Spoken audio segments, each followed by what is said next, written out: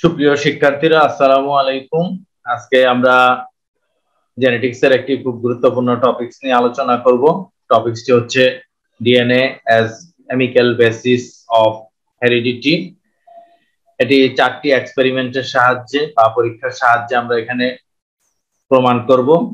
একটি হচ্ছে transformation experiment by Griffith, transformation experiment by Avery, MacLeod and McCarthy, experiment by Hershey and Chase, আর এটি হচ্ছে RNA as genetic material proved by Greer and Schramm।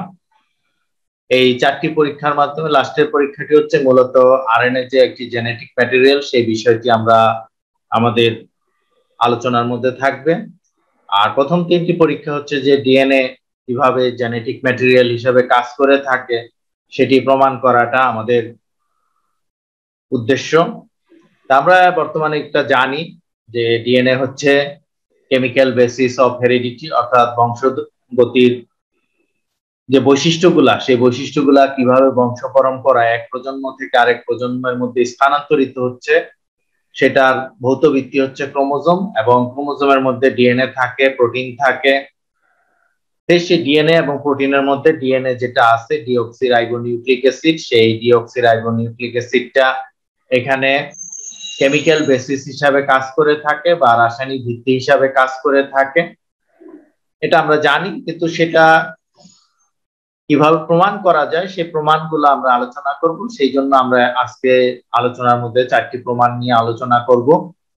আশা করি ভিডিওটি তোমাদের খুব ভালো লাগবে, এবং পাশাপাশি এই প্রমাণগুলো যদি আমাদের জানা থাকে তাহলে আমাদের পরীক্ষায় এ সংক্রান্ত কোনো আলোচনা বা ব্যাখ্যা বিশ্লেষণ আসলে সেটা আমরা সুন্দরভাবে পরীক্ষায় উত্তর দিতে পারবো। তো সেই জন্য আশা করি মনোযোগ দিয়ে আমরা ভিডিওটি শুনবো। আর পাশাপাশি আমার চ্যানেলটি যদি সাবস্ক্রাইব না করা হয়ে থাকে তাহলে সাবস্ক্রাইব করে নিতে হবে, যাতে অন্যান্য ভিডিওগুলো যে মোস্ট ইম্পর্টেন্ট বায়োলজিক্যাল যে ভিডিওসগুলো আছে সেই ভিডিওগুলো আমরা নিয়মিতভাবে দেখতে পারি, এবং পাশাপাশি তোমাদের লাইক এবং কমেন্ট প্রত্যাশা করছি। আমরা মূল আলোচনায় প্রবেশ করি। আমরা প্রথম যে এক্সপেরিমেন্টটি আলোচনা করব সেটা হচ্ছে ট্রান্সফরমেশন এক্সপেরিমেন্ট বাই গ্রিফিথ, অর্থাৎ ট্রান্সফরমেশনের মাধ্যমে বিষয়টা কিভাবে ব্যাখ্যা করা যায় সেই বিষয়টা আমরা আলোচনা করব। আশা করি এই আলোচনার মাধ্যমে আমরা বিষয়গুলা ধারাবাহিকভাবে বুঝতে পারব। Frederick Griffith 1928 showed that Diplococcus pneumoniae could transform from one strain into a different strain, অর্থাৎ তারা একটা স্ট্রেন থেকে বা একটা জাত থেকে আরেকটা জাতে রূপান্তরিত হতে পারে ডিপ্লোকক্কাস নিউমোনিয়ার যে ব্যাকটেরিয়াগুলো রয়েছে। The observation was attributed to an unidentified transforming principle or transformation factor, অর্থাৎ এই অবজারভেশনে দেখা গিয়েছিল যে এখানে কোনো ট্রান্সফর্মিং প্রিন্সিপাল বা নীতিমালা বা ট্রান্সফর্মিং ফ্যাক্টর বা প্রভাবক কাজ করে থাকে। This was later identified as DNA. পরবর্তীকালে এই ট্রান্সফর্মিং ফ্যাক্টরটা যে ডিএনএ সেটা আবিষ্কার করা হয় বা প্রমাণ করা হয়। His discovery was one of the first to show the central role of DNA in heredity. এবং এই পরীক্ষার মাধ্যমে এটা নিশ্চিতভাবে প্রমাণিত হয়েছে যে হেরিডিটির ক্ষেত্রে বা বংশগতির ক্ষেত্রে ডিএনএ এর কেন্দ্রীয় ভূমিকা রয়েছে বা মূল ভূমিকা রয়েছে, এই বিষয়টা আমরা দেখতে পাই।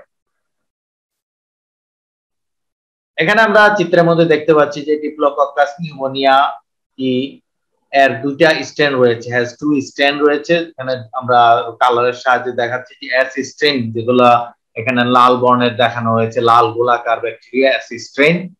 এগুলাকে বলা হয়েছে যে capsulated and virulent, forming smooth colony. যে এস স্ট্রেন বা এস যে জাতটা রয়েছে সেই জাতটা দেখা যায় যে এদের ব্যাকটেরিয়ার চারপাশে, কোষ প্রাচীরের চারপাশে ক্যাপসুল থাকে, এজন্য এটাকে ক্যাপসুলেটেড বলা হয়েছে। এবং ভিরুলেন্ট, অর্থাৎ যারা রোগ সৃষ্টি করতে পারে, নিউমোনিয়া রোগ সৃষ্টি করে থাকে, তাদেরকে আমরা ভিরুলেন্ট বলে থাকি। এবং এরা কালচার মিডিয়ামে যে কলোনিটা তৈরি করে সেই কলোনিটা হচ্ছে স্মুথ, অর্থাৎ তার মধ্যে কোনো রাফ অবস্থা থাকে না, একটা স্মুথ কলোনি তৈরি করে থাকে। অপরদিকে আমরা এই ডিপ্লোকক্কাস নিউমোনিয়াই আরেকটা স্ট্রেন দেখি যেটাকে আর স্ট্রেন বলা হচ্ছে। এখানে আমরা নীল কালার দিয়ে দেখিয়েছি যে আর স্ট্রেন, এটা হচ্ছে non capsulated and non virulent, forming rough colony. অর্থাৎ এরা আর স্ট্রেন যেটা আছে এটার কোষ প্রাচীরের চারপাশে কোনো ক্যাপসুল থাকে না, ক্যাপসুলের আবরণ থাকে না, প্লাস এটা হচ্ছে নন ভিরুলেন্ট অর্থাৎ কোনো রোগ সৃষ্টি করতে পারে না, যার ফলে এই আর স্ট্রেনটা যার মধ্যে প্রবেশ করে, যার মধ্যে ইনফ্যাক্ট যে প্রাণীর মধ্যে বা যার মধ্যে প্রবেশ করে সে মারা যায় না। এবং এরা যে কালচার মিডিয়ামে যে কলোনিটা তৈরি করে থাকে সেটাকে রাফ কলোনি বলা হচ্ছে। অর্থাৎ দুইটার মধ্যে পার্থক্য আছে। অ্যাসিস্ট্যান্টটা রোগ সৃষ্টি করতে পারে কিন্তু আর স্টেনটা রোগ সৃষ্টি করতে পারে না। আমরা এখানে লালটাকে আমরা অ্যাসিস্ট্যান্ট বলছি এবং নীলটাকে আমরা আর স্ট্রেন বলছি। এখন এই যে পরীক্ষাটা যে ভিরুলেন্ট অ্যাসিস্ট্যান্ট যেটা আছে, আমরা বলছিলাম যে যেটা রোগ সৃষ্টি করতে পারে সেটাকে আমরা ভিরুলেন্ট অ্যাসিস্ট্যান্ট বলে থাকি, ক্যান কিল দ্য মাউস। অর্থাৎ এই ভিরুলেন্ট অ্যাসিস্ট্যান্ট যদি কোনো ইঁদুরের মধ্যে প্রবেশ করানো হয় তাহলে দেখা গেছে যে সেই ইঁদুরটা নিউমোনিয়া রোগ দ্বারা আক্রান্ত হয় এবং সে মারা যায়। যে ইঁদুরটা এখানে আমরা দেখতে পাচ্ছি যে অ্যানিমেশনের মধ্যে ইঁদুরটা মারা গেছে যখন তার মধ্যে অ্যাসিস্ট্যান্ট প্রবেশ করানো হচ্ছে। অপরদিকে আমরা দেখি যে নন ভিরুলেন্ট আর স্ট্রেন যেটা আছে can not kill the mouse. অর্থাৎ এই আর স্ট্রেনটা যদি ইঁদুরের মধ্যে প্রবেশ করানো হয়, এই ব্যাকটেরিয়াটা প্রবেশ করানোর পরে দেখা গেল যে ইঁদুরটা মারা গেল না। অর্থাৎ আর স্ট্রেনটা নন ভিরুলেন্ট এবং এটা রোগ সৃষ্টি করতে পারে না এবং এর মাধ্যমে ইঁদুর মারা যাচ্ছে না। আমরা এরপরে দেখি যে অ্যাসিস্ট্যান্ট আমরা বলছিলাম যে এটা ভিরুলেন্ট এবং এটা রোগ সৃষ্টি করে এবং এটার কারণে ইঁদুর মারা যায়।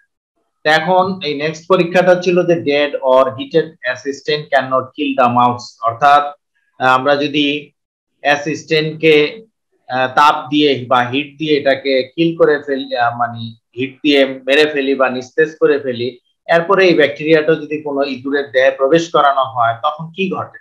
তখন দেখা যায় যে এইটা ইঁদুরটা মারা যাচ্ছে না। অর্থাৎ এই মৃত বা নিস্তেজ অ্যাসিস্ট্যান্ট ইঁদুরটাকে মারতে পারতেছে না বা ইঁদুরের দেহে কোনো রোগ সৃষ্টি করতে পারতেছে না। নেক্সট যে পরীক্ষাটা ছিল যে এখানে আমরা দেখি যে মিক্সড, অর্থাৎ এখানে যে অ্যাসিস্ট্যান্ট যেটা ছিল সেটা ছিল মৃত, ডেড এন্ড অ্যালাইভ হচ্ছে আর স্ট্যান্ট ক্যান কিল দ্য মাউস। এখানে আমরা দেখি যে মজার বিষয়টা যে আর স্ট্যান্টটা ইঁদুরটাকে মারতে পারে না কিন্তু অপরদিকে অ্যাসিস্ট্যান্ট ইঁদুরটাকে মারতে পারে। এই জন্য আমরা এখানে অ্যাসিস্ট্যান্ট যেটা ছিল এই অ্যাসিস্ট্যান্টটাকে আমরা এখানে মৃত অবস্থায় বা ডেড অবস্থায় বা হিটেড অবস্থায় এখানে অ্যাসিস্ট্যান্টটা দেওয়া হচ্ছে, কিন্তু তারপরেও দেখা গেল ইঁদুরটা মারা গেছে। এখন ইঁদুরটা মারা যাওয়ার কারণ যে, তাহলে এখানে যে বিষয়টা বলছে যে living assistant is found in culture, অর্থাৎ এইখানে এই মৃত অ্যাসিস্ট্যান্ট থেকে আবার দেখা যাচ্ছে যে জীবিত অ্যাসিস্ট্যান্ট তৈরি হচ্ছে। তাহলে জীবিত অ্যাসিস্ট্যান্ট এখানে কিভাবে তৈরি? তো সেই পরীক্ষাটা আরো এক্সপ্লেইন বা ব্যাখ্যা করার পরে দেখা গেছে যে এই যে মৃত অ্যাসিস্ট্যান্টের মধ্যে যে ডিএনএটা ছিল, ভিরুলেন্ট ডিএনএ ছিল, তার মধ্যে ভিরুলেন্ট জিন ছিল, সেই জিনটা কোনোভাবে ওই আর স্ট্যান্ডের মধ্যে প্রবেশ করে এবং এই বিষয়টাকে ট্রান্সফরমেশন বলা হচ্ছে। যে একটা ব্যাকটেরিয়ার থেকে জিন যখন আরেকটা ব্যাকটেরিয়ার মধ্যে প্রবেশ করে তখন সেটাকে আমরা ট্রান্সফরমেশন প্রক্রিয়া বলে থাকি এবং এই ট্রান্সফরমেশন প্রক্রিয়ার মাধ্যমেই দেখা গেছে যে ঘাতক জিন বা ভিরুলেন্ট জিনটা অ্যাসিস্ট্যান্ট থেকে আর স্ট্যান্ডের মধ্যে চলে গেছে এবং কিছু আর স্ট্যান্ড পরবর্তীকালে অ্যাসিস্ট্যান্টে রূপান্তরিত হচ্ছে ওই বৈশিষ্ট্যটা পেয়ে এবং ভিরুলেন্ট হয়ে যাচ্ছে এবং যার কারণে ইঁদুরটা মারা যাচ্ছে।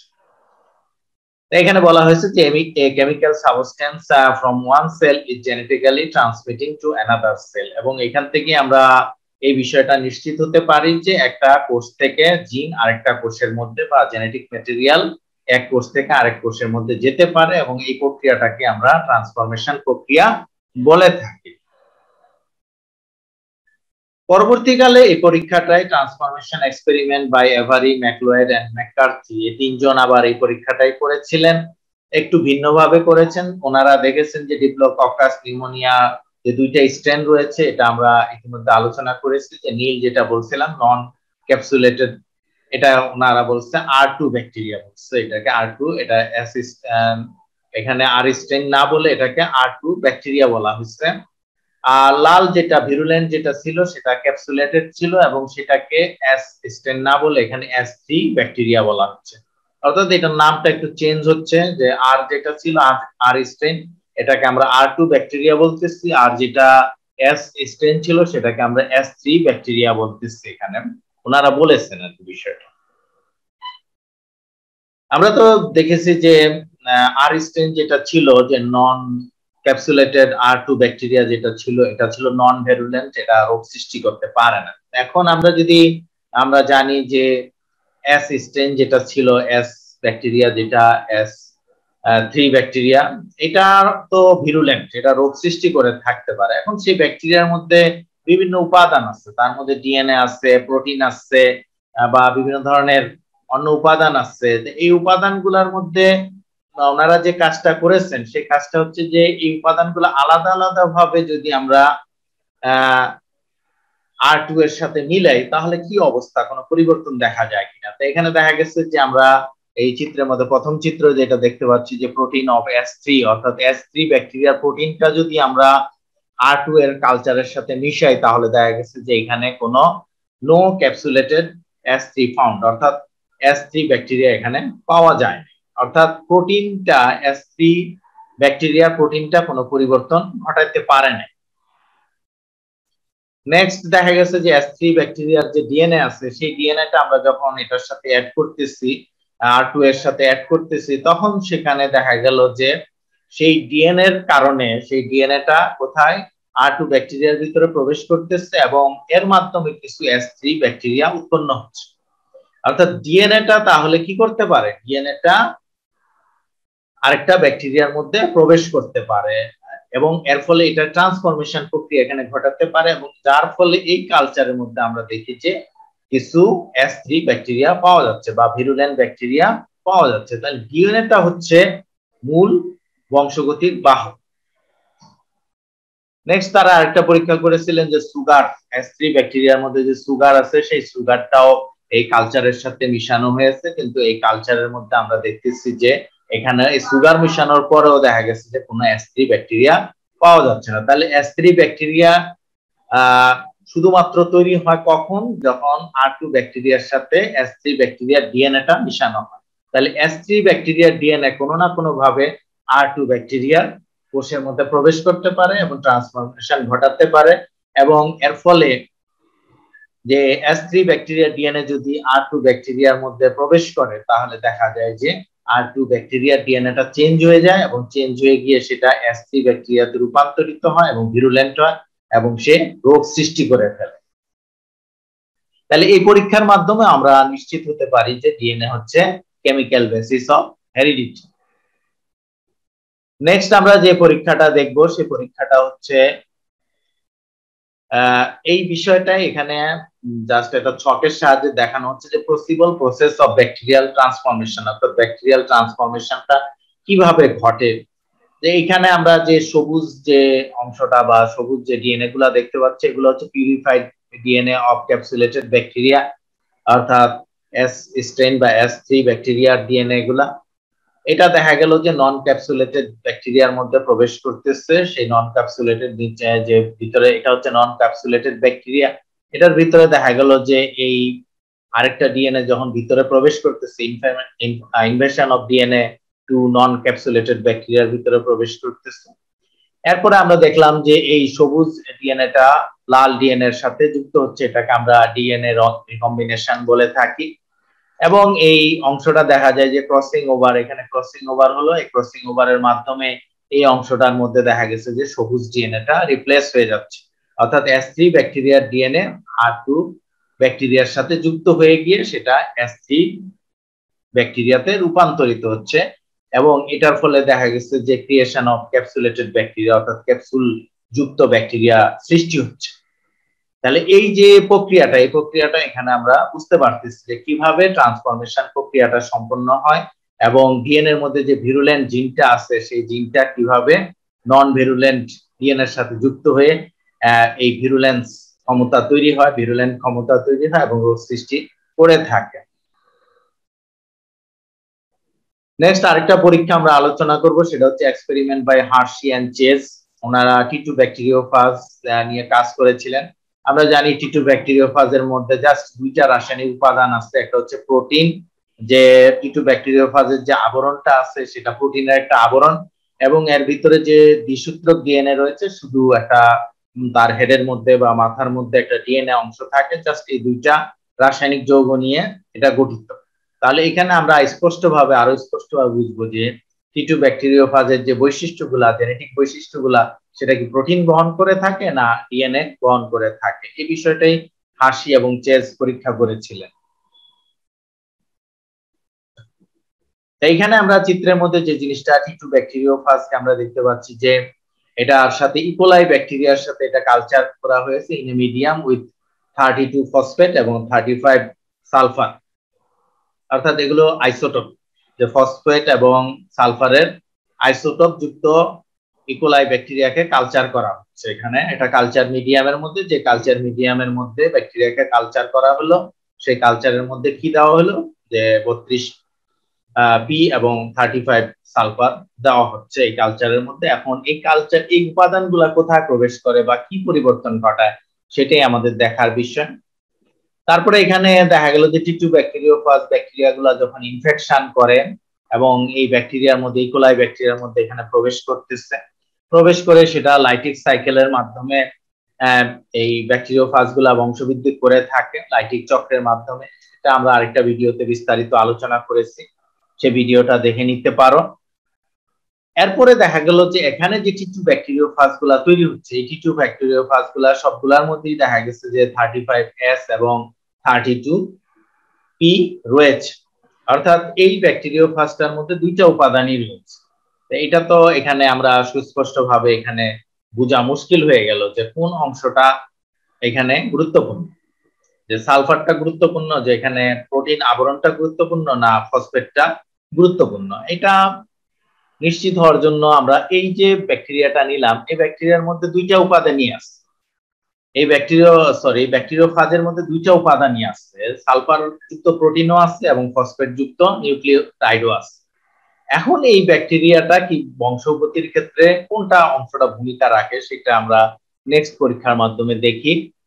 যে এখন এই যে ব্যাকটেরিওফাজটা, এই ব্যাকটেরিওফাজটার মধ্যে প্রোটিন, সালফার যুক্ত প্রোটিন আছে এবং এই রেডিও আইসোটোপ যুক্ত ফসফেট যুক্ত কি আছে, নিউক্লিক অ্যাসিড আছে। এখন এটাকে যদি নরমাল ব্যাকটেরিয়ার সাথে যুক্ত করা হয় বা নরমাল ব্যাকটেরিয়াতে প্রবেশ করানো হয় তাহলে কি পরিবর্তন ঘটে? দেখা গেছে যে এই ব্যাকটেরিওফাজগুলা যখন কোনো ব্যাকটেরিয়ার ভিতরে প্রবেশ করে, তাহলে আমরা জানি যে এই লাইটিক চক্রের মধ্যে প্রোটিনের আবরণটা বাইরে থেকে যায়, প্রোটিনের আবরণটা ভিতরে প্রবেশ করতে পারে না। শুধুমাত্র এখানে যে ডিএনএটা আছে সেই ডিএনএটা ব্যাকটেরিয়া কোষের মধ্যে প্রবেশ করতে পারতেছে। তাহলে এখানে সালফার প্রবেশ করতে পারে নাই ভিতরে, সালফার যুক্ত প্রোটিনটা ভিতরে প্রবেশ করতে পারে নাই, কিন্তু ভিতরে কে প্রবেশ করছে, ফসফেট, ওই আইসোটোপ যুক্ত ফসফেট আইসোটোপ যেটা আছে সেইটা কোথায় প্রবেশ করলো, ব্যাকটেরিয়া কোষের মধ্যে প্রবেশ করতে পারতেছে। তাহলে এইটা আমরা বুঝতে পারতেছি যে এখন এই ব্যাকটেরিয়া কোষের মধ্যে সালফার যুক্ত প্রোটিন নাই, কিন্তু ফসফেট যুক্ত ডিএনএ আছে। এখন এখান থেকে যখন আরো অনেক ব্যাকটেরিয়া তৈরি হবে, নতুন ব্যাকটেরিওফাজ তৈরি হওয়ার জন্য ডিএনএ তৈরি করতে হবে এবং নতুন প্রোটিন তৈরি করতে হবে, এবং লাইসিস প্রক্রিয়া যখন দেখা গেল যে নতুন ব্যাকটেরিওফাজ তৈরি হচ্ছে, অনেকগুলা নতুন ব্যাকটেরিওফাজ তৈরি হচ্ছে, সেই ব্যাকটেরিওফাজের মধ্যে শুধুমাত্র কি আছে, ওই ফসফেট যুক্ত ডিএনএটা আছে। তাহলে এই যে ফসফেট ডিএনএ যে বংশগতির ধারক বাহক, এটা আমরা এই পরীক্ষার মাধ্যমে খুব সুস্পষ্ট ভাবেই বুঝতে পারি যে এইখানে এই নতুন ব্যাকটেরিওফাজগুলোর মধ্যে সালফার যুক্ত প্রোটিন আসে নাই, কিন্তু ফসফেট যুক্ত ডিএনএ গুলা আসতে পারছে। তাহলে এই যে নতুন ব্যাকটেরিওফাজ তৈরি হলো বা নতুন ব্যাকটেরিওফাজের যে বৈশিষ্ট্যগুলা প্রকাশিত হবে, এই বৈশিষ্ট্যগুলা প্রকাশিত হবে কার মাধ্যমে, ডিএনএ এর মাধ্যমে। তাহলে এটা খুব সুস্পষ্টভাবে প্রমাণিত হচ্ছে যে ডিএনএ হচ্ছে কেমিক্যাল বেসিস অফ হেরিডিটি। এরপর আমরা জানি যে কিছু কিছু ভাইরাসের মধ্যে শুধুমাত্র আরএনএ আছে, ডিএনএ নাই। তাহলে সেই ক্ষেত্রে তাদের ক্ষেত্রে কেমিক্যাল বেসিস কি হবে, তাদের ক্ষেত্রে দেখা গেছে যে কেমিক্যাল বেসিস হচ্ছে আরএনএ। তা আমরা এখানে টোবাকো মোজাইক ভাইরাসটা দেখি, এবং এই পরীক্ষাটা করেছিলেন গ্রেয়ার এবং শ্রাম। ওনারা এই পরীক্ষাটা করেছেন 1956 সালে। তো এইখানে আমরা ঠিক একইভাবে যেভাবে আমরা একটা আইসোটোপ যুক্ত রেডিও আইসোটোপ বা তেজস্ক্রিয় সালফার এবং ফসফেট যুক্ত ব্যাকটেরিওফাজ করেছিলাম, ঠিক একইভাবে একটা টিএমবি তৈরি করা হলো। সেই টিএমবির যে প্রোটিনের আবরণটা তার মধ্যে 35S রয়েছে, আর তার আরএনএর মধ্যে কি আছে, 32P রয়েছে। এখন এই টিএমবি থেকে আমরা দুইটা অংশকে যদি আইসোলেট করি, অর্থাৎ প্রোটিন অংশটাকে আলাদা করে নিলাম এবং আরএনএটাকে আলাদা করে নিলাম। এখন প্রথমে আমরা এখানে যে আরএনএটা আছে, 32P যুক্ত আরএনএ যেটা আছে, সেটা আমরা একটা সুস্থ পাতার মধ্যে প্রবেশ করাই। সুস্থ পাতার মধ্যে প্রবেশ করানো দেখা গেল যে তার মধ্যে সিমটম গুলা প্রকাশিত হচ্ছে, অর্থাৎ টোবাকো মোজাইক রোগ দেখা যাচ্ছে।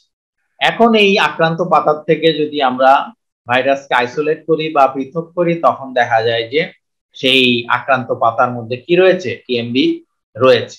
অর্থাৎ তাহলে আমরা এখানে শুধু আরএনএটা পাতার মধ্যে প্রয়োগ করার পরে দেখা গেছে সেই পাতার থেকে আমরা সুন্দরভাবেই আবার নতুন টিএমবি পাচ্ছি। তাহলে এই যে নতুন টিএমবি সৃষ্টি করার ক্ষেত্রে এখানে আরএনএ ভূমিকা রাখতেছে, সেটা আমাদের কাছে খুব সুস্পষ্ট। এবং এই টোবাকো মোজাইক ভাইরাসের যে বৈশিষ্ট্যগুলা, সেই বৈশিষ্ট্যগুলা এই আরএনএর মাধ্যমেই আসতেছে। তাহলে এখানে জেনেটিক ম্যাটেরিয়াল হিসাবে কাজ করতেছে কে, আরএনএ। অর্থাৎ যেখানে ডিএনএ থাকবে না, যেসব ভাইরাসের মধ্যে ডিএনএ নাই, সেই ক্ষেত্রে আরএনএটাই জেনেটিক ম্যাটেরিয়াল হিসাবে কাজ করবে।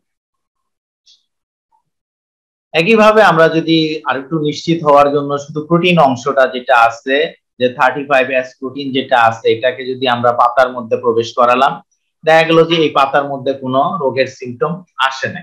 তাহলে দেখা গেল যে এই প্রোটিনটা কোনো রোগ সৃষ্টি করতে পারে না বা বংশগতিক বৈশিষ্ট্য বহন করতে পারে না। এবং এই পাতার থেকে যখন ভাইরাস আইসোলেশন করার চেষ্টা করা হলো, তখন দেখা গেল যে তার মধ্যে কোনো টিএমবি পাওয়া যায় না। তাহলে এইটা নিশ্চিত যে টোবাকো মোজাইক ভাইরাসের মধ্যে আরএনএটা জেনেটিক ম্যাটেরিয়াল হিসেবে কাজ করে, কিন্তু এই ভাইরাসের প্রোটিনটা কোনো জেনেটিক ম্যাটেরিয়াল হিসেবে কাজ করে না। তাহলে এটার মাধ্যমেও আমরা নিশ্চিত হতে পারি যে আরএনএ ভাইরাসগুলোর মধ্যে জেনেটিক ম্যাটেরিয়াল হিসাবে শুধু আরএনএ কাজ করে থাকে, অন্য কোনো উপাদান।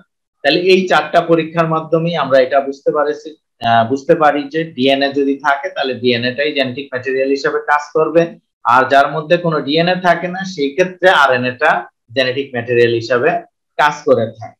তাহলে এই দীর্ঘ আলোচনার মাধ্যমে আমরা হেরিডিটির কেমিক্যাল বেসিস অফ হেরিডিটি বিষয়টা খুব ভালোভাবে বুঝতে পেরেছি। Thanks to remain with me. Please subscribe my channel. Please like and comment.